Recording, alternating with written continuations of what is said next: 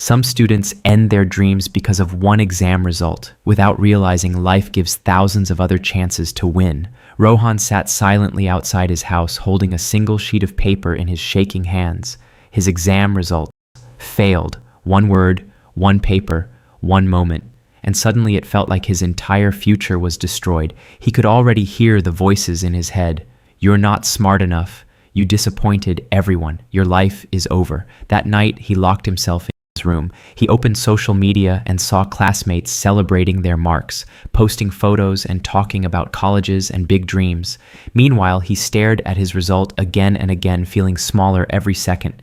His heart broke, not because he failed an exam, but because he believed failure meant he was a failure. The next morning, his father quietly entered the room. He didn't shout. He didn't lecture him.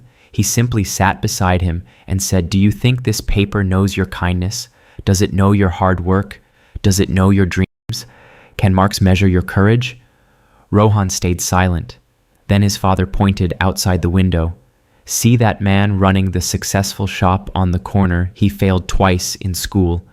And your uncle, who supports the whole family today, he never even finished college." Then he said something Rohan would never forget. A single sheet of paper can decide your exam result, but it can never decide your future. Those words changed something inside him. For the first time, he understood failure is not the end. It's only a chapter. But society had taught him something dangerous, that marks decide intelligence, success, and worth, and that belief destroys millions of dreams every year.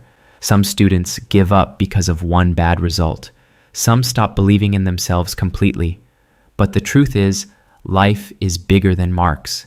The world rewards skills, discipline, communication, creativity, consistency, and courage far more than one exam score.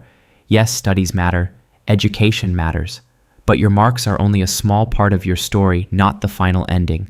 After that day, Rohan stopped crying over the result.